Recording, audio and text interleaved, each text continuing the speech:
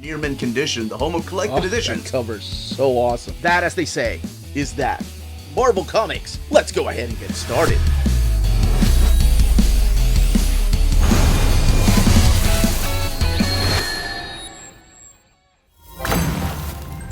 It is Tuesday, all you minties. That means it's time to take an advanced look at all these collected editions coming out from Marvel Comics. This week, we are looking at the week of April 28th or 29th. So, let's go ahead and get started.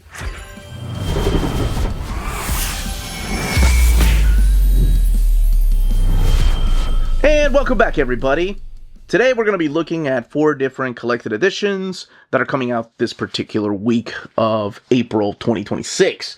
We've got a new Modern Era Epic collection, and we've got some new collections from some miniseries, plus one that I wish was an ongoing series, but who knows, maybe the future will tell. Before I go any further, please don't forget to hit that like button. It goes a long way for us here on the channel. Small thing you can do, but it does mean the world to us. And we can also be found on Patreon and Spreadshop. Amazing ways to support the channel if you can do so.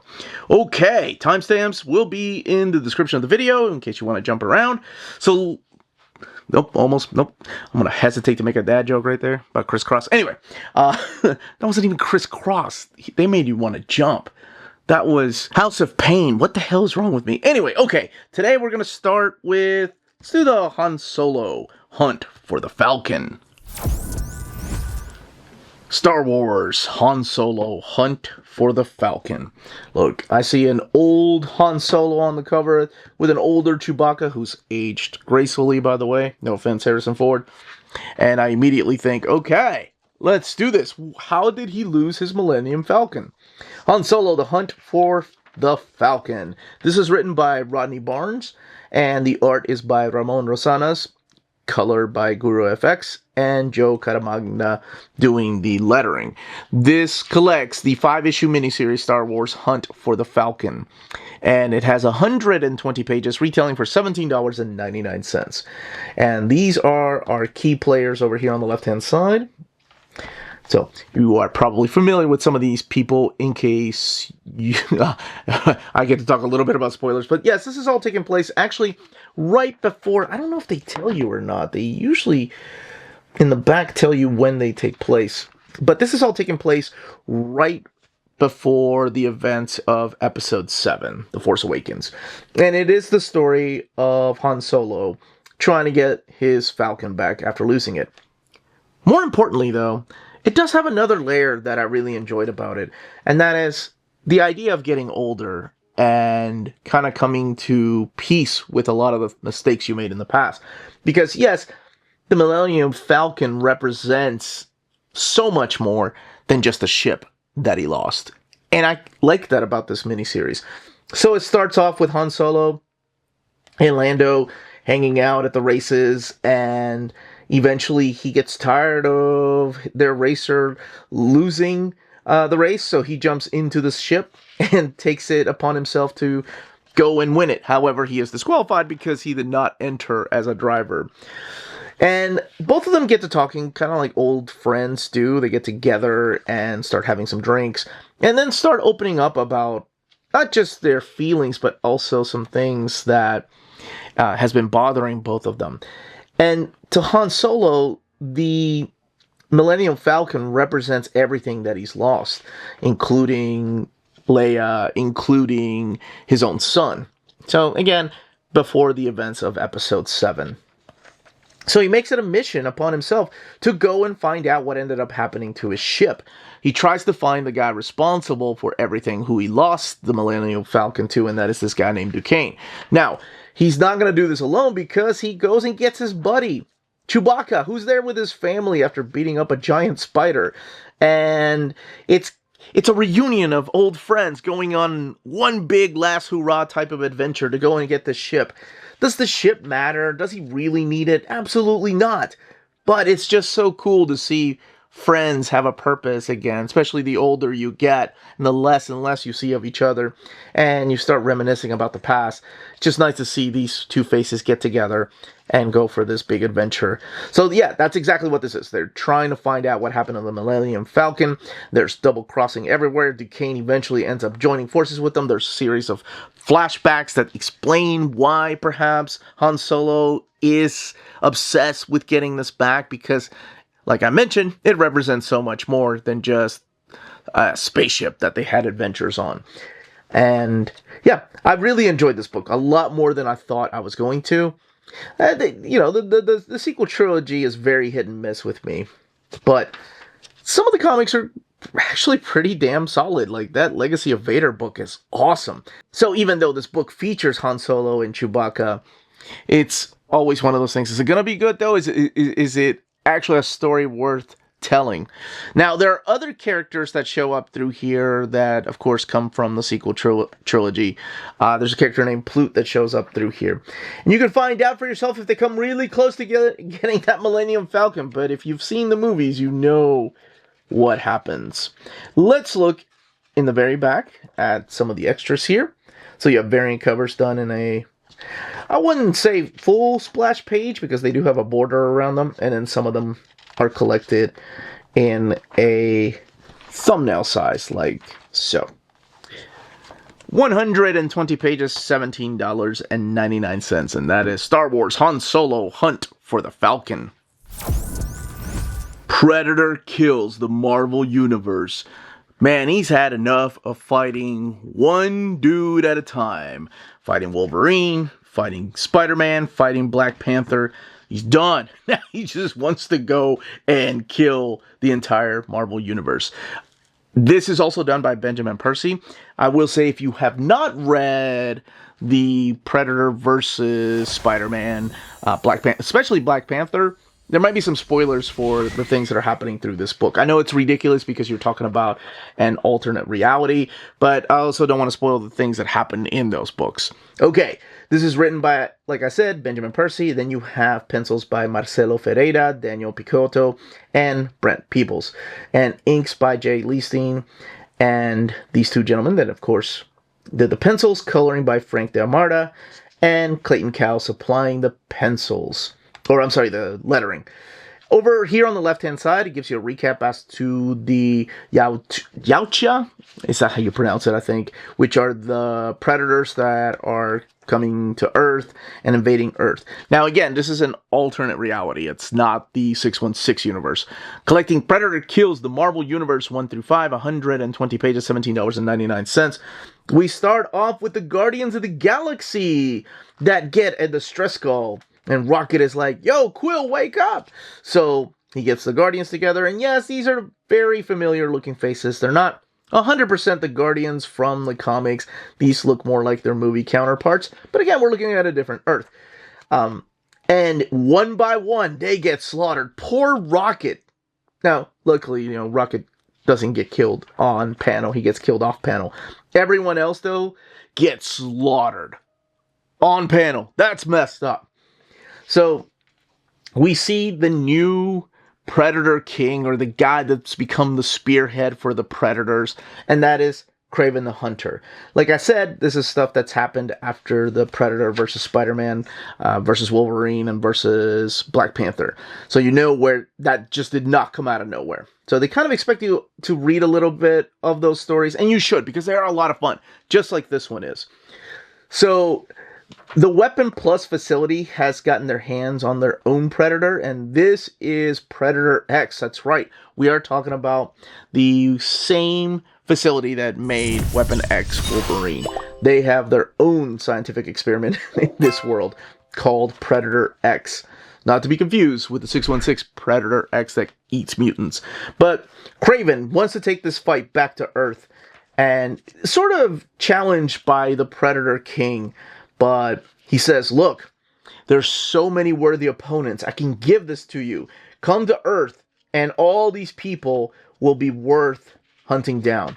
And that's what they decide to do. But before hitting Earth, they end up going to the moon, where they have to face off against the Fantastic Four. You can probably tell where this is going, even if you haven't read the book, even if you don't know much about the Predator movies, but I will say, to me, the best part about these books is the unique and clever ways that the Predators kill some of these heroes, and the way the heroes kill some of the Predators, because it's not all across the board. It's not like the heroes are going to get killed off one by one. Some of them survive, some of them don't. I will leave it to you to find out who lives, who dies, and how exactly they die. And, of course, will there be a continuation of this? Can it get bigger? If the Predator kills the entire Marvel Universe, where can they possibly go from here? Oh, they can have so much more fun. They can go cosmic. They could go Marvel Zombies versus... Oh my gosh, Marvel Zombies versus Predator. Actually, I just saw that they're doing a Predator versus Planet of the Apes. It seems like Marvel Comics is having a lot of fun with these particular licenses, and I like that. It doesn't take itself too serious, and that's what we need in comics from time to time. I'm a huge fan of what the comic book world has done with Godzilla. I know there are people that are like, no, Godzilla should be left alone. It should not be fighting Ninja Turtles or the DC Universe or Marvel Comics. That's kind of the way they're treating the Predator. It doesn't take itself too serious while being gory, because this does have parental advisory, while being super violent, but also just having fun. In the very back, we do have some of the variant covers right here. And then some of them in thumbnail size. And this is the Predator series that was by Ed Brisson, if I'm not mistaken. But that's what Predator Kills the Marvel Universe is. Uncle Scrooge, Earth's Mightiest Duck. When I found out that the Infinity Dime was a one-shot, I thought, okay, that was a lot of fun. And then my wife, of all people, the astonishing Melanie, told me that, oh, there's going to be a miniseries also written by Jason Aaron.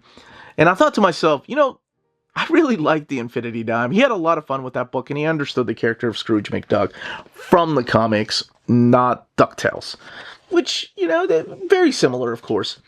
And I thought, well, how in the world is he going to top that? Because that was such a great one-shot. That was a wonderful love letter to the Don Rosa era of Duck Comics.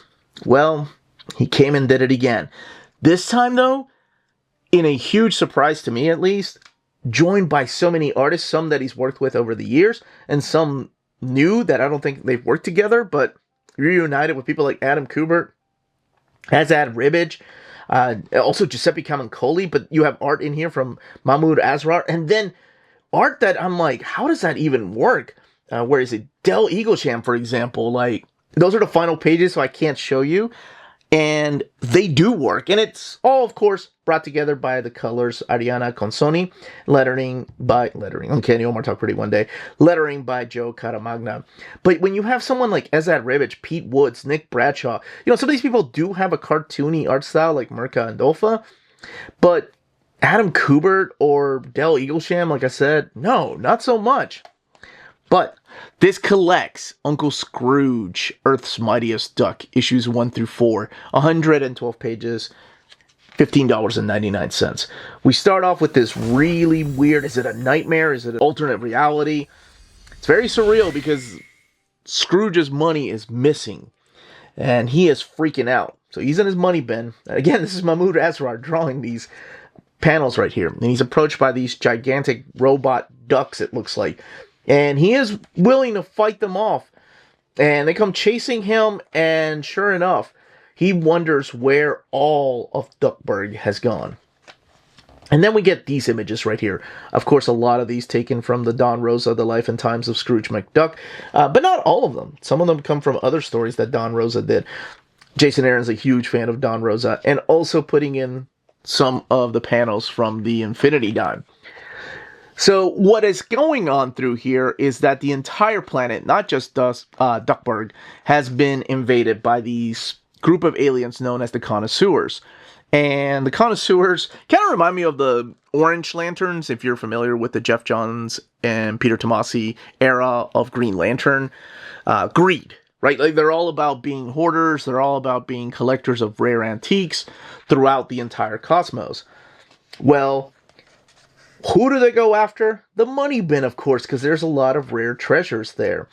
So what's happening is that there's an external fight. You have Donald and the nephews fighting off against these aliens, and you'll get special little cameos by some of the characters from the Duck comics. And then there's an internal fight. That's why there's so many artists, and it kind of makes sense.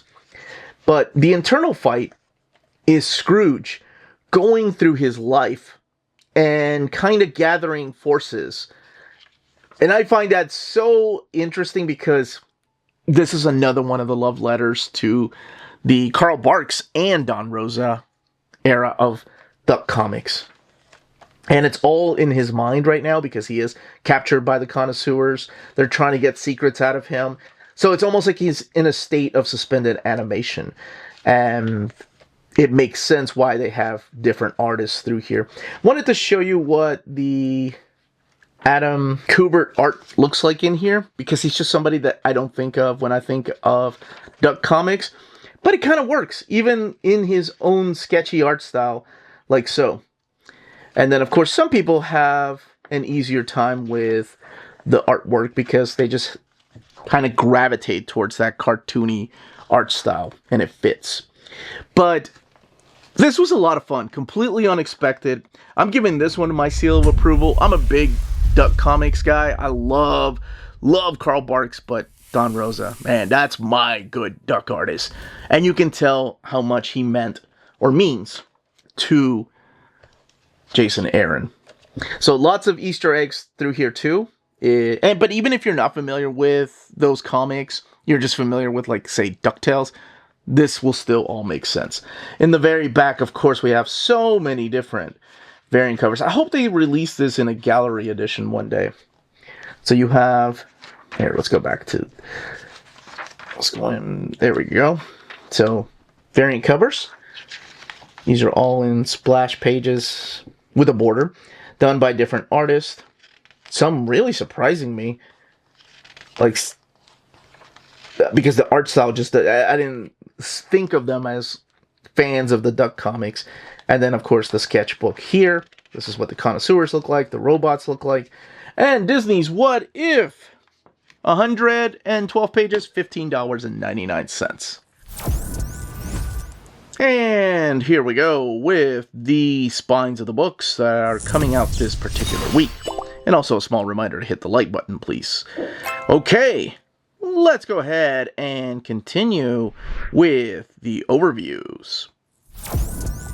And the last book of the week is Amazing Spider-Man Modern Era Epic Collection, Volume 3, Sins Past. So we are still looking at the J. Michael Straczynski era of Spider-Man, with John Romita Jr. on artwork, but also Mike Deodato Jr. coming in as the ongoing artist. Here's the credits. You have J. Michael Straczynski writing the stories with Fiona Avery on 503 to 505, John Romita Jr., and then you have Scott Hanna and Scott Koblish as the inkers, Matt Millis, your colorist, and Corey Petit is your letterer. Then you have Mike Deodato Jr. coming in as the penciler, with Joe Pimentel as your inker. So this is collecting Amazing Spider-Man 503 to 518 and the 509 Director's Cut. The book has 408 pages and retails for $49.99. And really, this is broken down into 3 different storylines, because by this point in Marvel Comics, so not just Spider-Man, the Marvel offices were wanting people to write for trade. So every 6 issues, it felt like, oh, this is a good story to put together into a trade paperback. This one, actually, the first third of the book really feels like 2 different stories. I feel like J. Michael Straczynski kind of played by his own rules. But the first one is all about how Spider-Man and Doctor Strange, from a previous encounter, had accidentally unleashed this new character, a chaos sorcerer named Morwyn. And she's been released from her prison in Asgard. And there's some characters that have taken a particular interest in her, like Loki. Why exactly does Loki care if someone, a chaos sorcerer, is roaming in New York? So now it's up to Spider-Man to go and find out and have this team up with Loki, of all people. And The next story that is in here is the return of another character that was created by J. Michael Straczynski. And the setup is that there's more to this spider totem than Ezekiel first revealed. Shout out to Peru, where this is taking place. By the way, if you've seen, God bless you, if you have seen Madam Web, the movie. Is that what it was called? Madam Web? Hell, I can't even remember what that movie was called. The one with Dakota and what's her name? Sydney Sweeney, right? Like, and the young lady that's playing Hawk Girl. Anyway, if you've seen that movie, elements of this were taken and put into that movie.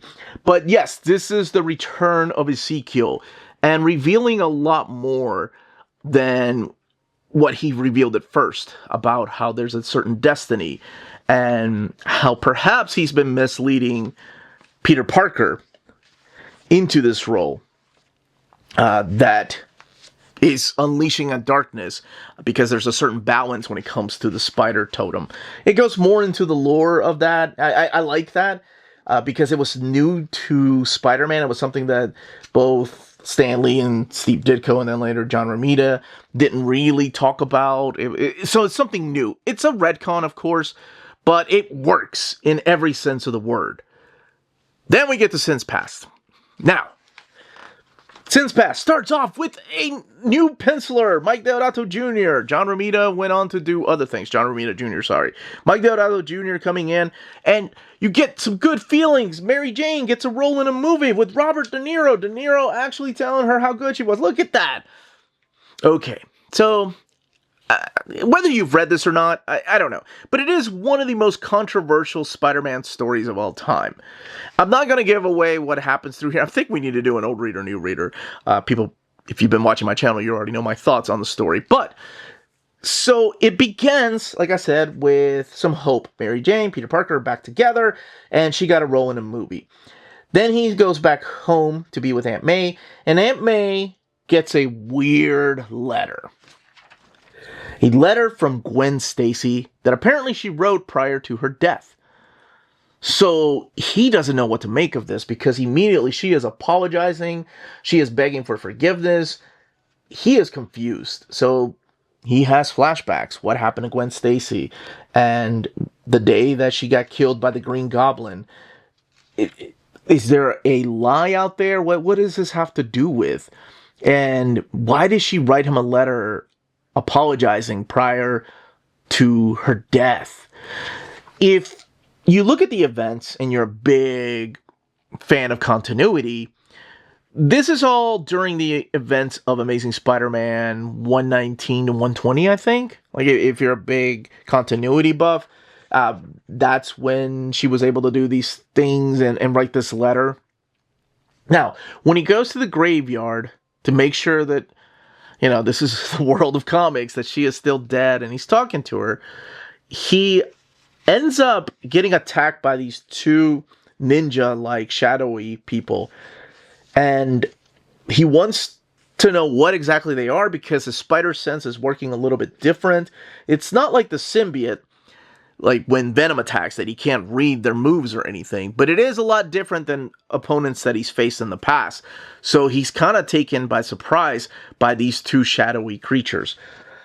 So what does that letter have to do with those two shadowy people? What did Gwen apologize for? And what does all of this have to do with Norman Osborn? Because, well, during this time, of course, he's back. He came back towards the end of the Clone Saga, because it's comics again. But anyway, it's all revealed through here, and you can judge it for yourself. You can read it. I always tell people, you know, read everything and then judge it for yourself, because no matter what, people online are going to tell you it's horrible. They're going to tell you it's the best story ever. It's the worst story ever. And everybody has a different taste in comics. I see this happen so many times when people ask me, hey, Omar, I've heard that this is a horrible story. Should I read it? Or I heard this is the best Batman story. I cannot wait to read it. Yeah, mileage may vary. I will say that. Okay, and then we get another story in here. So that's the one that's in the middle. The next story is another flashback. So I just talked about retcons with the spider totem and then Sins Past. this isn't really much of a Uncanny Omar Talk Pretty Monday. Is that the second time I've said it in this video? And this is pretty much the story of a childhood friend of Peter Parker named Charlie Wetterman. And the flashbacks are done by Mark Brooks, who I think at the time was drawing the Marvel Adventures of Spider-Man, the one that was geared towards kids. So it made sense to do a young Spider-Man, while the modern day, or present day at the time, of course, are drawn by the series artist Mike Deodato Jr. So this student that he knew from his past comes back, and both of them see that they had a connection bigger than it was at the time, that both of them were like school geeks, and there should have been this unwritten law of the classroom: when there's geeks, they should unite. And it's just this story that Charlie ends up moving out and coming back to ask him for a favor. And what ends up happening through here is that he lets him know that he had this big military contract and they were looking for a new type of body armor. And whatever compound that he was using is supposed to cover the entire body. So you can probably tell where this is going if you've read enough comics, not just Spider-Man, and how exactly is Peter Parker going to help him out. And especially since they weren't like really tight at the beginning of the story. But that's what this is. It's this character that comes and asks for help.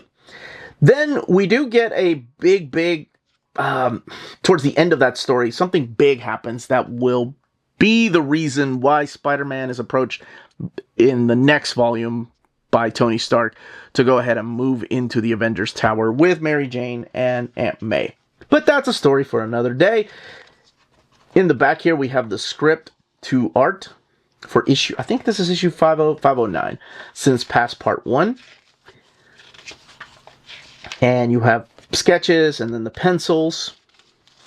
And again by Mike Deodato Jr., the cover sketches, and then original cover art here from John Romita. And then this one here by Mike Deodato Jr. Hey, we were just talking about the new Avengers. But that's what the Amazing Spider-Man Modern Era Epic Collection Volume 3 Since Past is. And that, as they say, is that. If you're interested in purchasing any of these books, don't forget to check out our sponsor, cheapgraphicnovels.com, your online home for graphic novels and collected editions up to 50% off cover price. They have excellent shipping and prompt and helpful service. Check out their bargain deals for up to 90% off cover price. And don't forget that CGN also takes pre-orders. That way you don't miss out on the hottest releases. And they are currently running a special promotion for you Minties. If you're a first-time customer, after receiving your order confirmation email, reply back to that email and let them know Near Mint Condition sent you their way. They will then apply a free shipping promotional credit to your next order in the US. Cheap Graphic Novels, your source for the hottest books with the kind of deep discount, quality shipping, and customer service that will keep you coming back for more. And that was the content and page count of each of these titles. In the comments down below, let me know which ones you are picking up, which ones you already have in an omnibus format, which ones you hope one day will get a big omnibus treatment. And that's it, everybody. Thank you all so much for watching. Hit that like button on the way out. Stay healthy and safe out there. Much love.